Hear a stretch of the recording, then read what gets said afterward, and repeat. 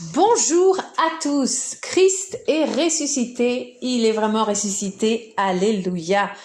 Bienvenue à tous sur Trouver la paix et la joie. Aujourd'hui c'est un mercredi pascal, alors j'espère que vous êtes tous et toutes dans la joie du Christ. Et je le rappelle, c'est une joie qui n'a rien à voir avec les événements de votre vie, c'est une joie profonde, c'est une joie intérieure qui peut s'obtenir tout simplement en priant, en la demandant au Christ.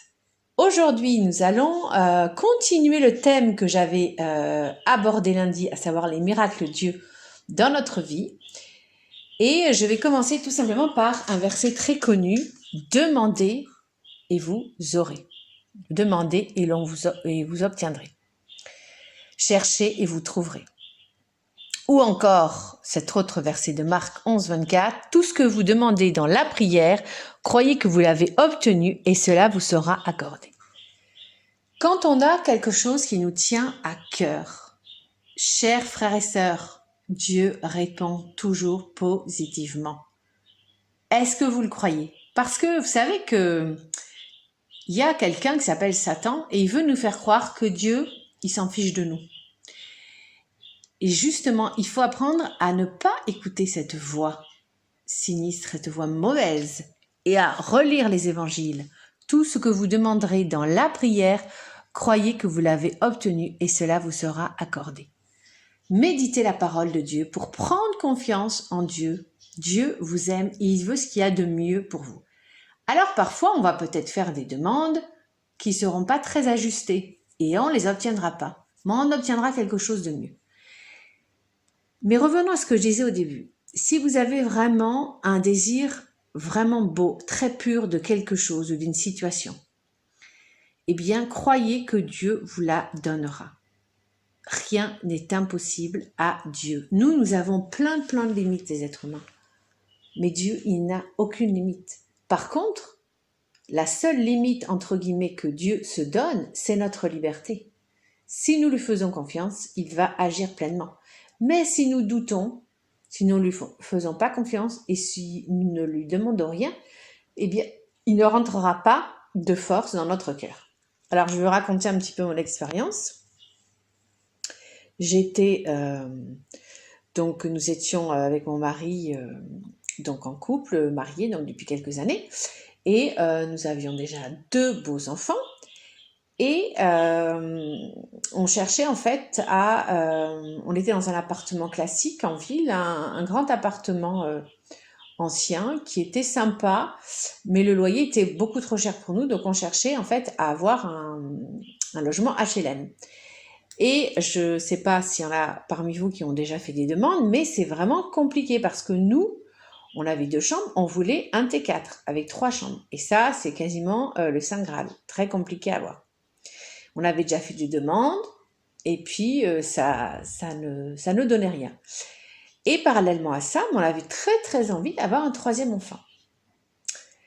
Et puis l'horloge biologique commençait à tourner et moi, en fait, je me rapprochais de plus en plus des 40 ans. Donc, on s'est dit, bon, allez, on n'a pas l'appart, mais on est dans la confiance, on est dans l'abandon, on se lance. Voilà, on se lance. On essaye donc de faire, avec l'aide de Dieu, ce 3e enfant. Et donc, je tombe enceinte. Et ce qui est petite particularité, c'est que je tombe enceinte alors que je pense que je ne vais pas être enceinte. C'est-à-dire que je m'étais fixé une date butoir où je m'étais dit, bon, ben là, si à telle date, je ne suis pas enceinte, ben, c'est pas grave. Je renonce, en fait. Et donc, voilà, parce que je voulais pas être une mère, entre guillemets, trop âgée, parce que c'est vrai qu'il y a quand même des risques, hein, il faut quand même le reconnaître. Et je pleure vraiment amèrement parce que vraiment, je voulais ce 3e enfant. Je savais que je pourrais pas en avoir 4, donc ça serait mon dernier. Eh bien, Dieu, il a tout simplement entendu mes prières. J'ai pas énormément prié, hein, mais c'était une prière en fait pure. Il a vu mon désarroi, voilà. Et en fait, je suis tombée enceinte. mais nous n'avions toujours pas, en fait, l'appartement. Mais j'étais dans la confiance. Et là encore, à l'époque, je n'étais pas une grande priante. Maintenant, je passe à peu près 2 heures par jour à prier, mais là, je priais vraiment peu. Mais je sais pas, j'étais... Déjà, ce désir d'enfant était vraiment plus fort que tout. Et je sentais au fond de moi qu'il fallait, voilà, que je lâche prise, que Dieu avait toujours été là pour moi, même si souvent je ne m'en rendais pas compte.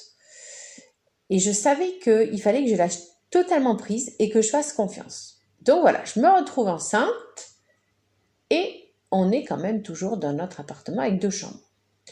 3 enfants en devenir, ça risque d'être un peu chaud. Et là, que se passe-t-il? Eh bien, miracle, mon mari reçoit un coup de fil, on nous propose un appartement avec 3 chambres. Donc on y va. Donc c'était, à l'époque on habitait Bordeaux et moi j'étais un peu une vraie bordelaise, pur jus parce que donc, je suis née à Bordeaux et je voulais vivre dans Bordeaux ou en tout cas dans un endroit qui correspondait à ce à quoi j'avais l'habitude. Et en fait, on nous propose un appartement à Bègle que je ne connaissais pas et j'avais énormément d'a priori sur cette ville. On arrive.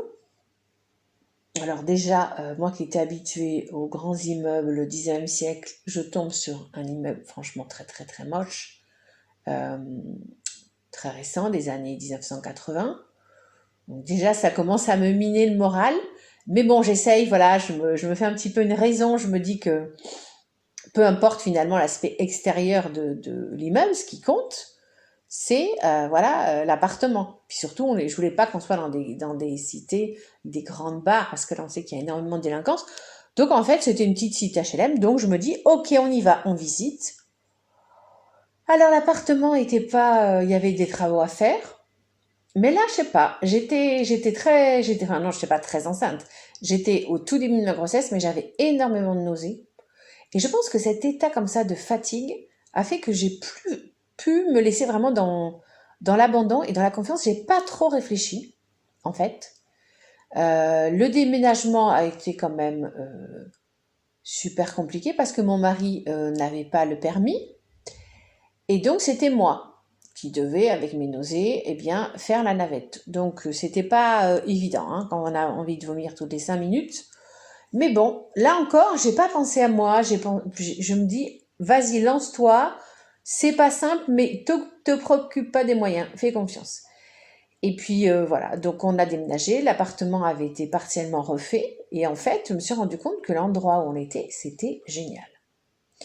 Parce que c'était, en fait, Bègue, il faut savoir, c'est une ville de banlieue. Mais en fait, on l'appelle le village urbain. C'est-à-dire que c'est la nature en ville. On a plein d'arbres, plein d'oiseaux. Donc chaque fois qu'on ouvre les fenêtres, on entend les oiseaux qui chantent. Donc c'est vraiment un pur bonheur. Et au bout de quelques semaines, je me sentais complètement déstressée parce que je venais du centre-ville de Bordeaux où il y avait beaucoup de bruit, beaucoup d'agitation, beaucoup de voitures qui passaient, pas un seul arbre, à un endroit hyper calme où on entendait le chant des oiseaux. Donc voilà. Donc vous voyez ce que je veux dire, c'est que faut toujours confier ses désirs profonds à Dieu. Et Dieu, il sait mieux que nous, voilà, ce dont nous avons besoin. Il faut faire confiance, il ne faut pas, voilà, se fier aux apparences. Voilà, c'était le message d'espoir du jour. Donc, n'hésitez pas, voilà, à confier vos désirs à Dieu. Si on désire pur et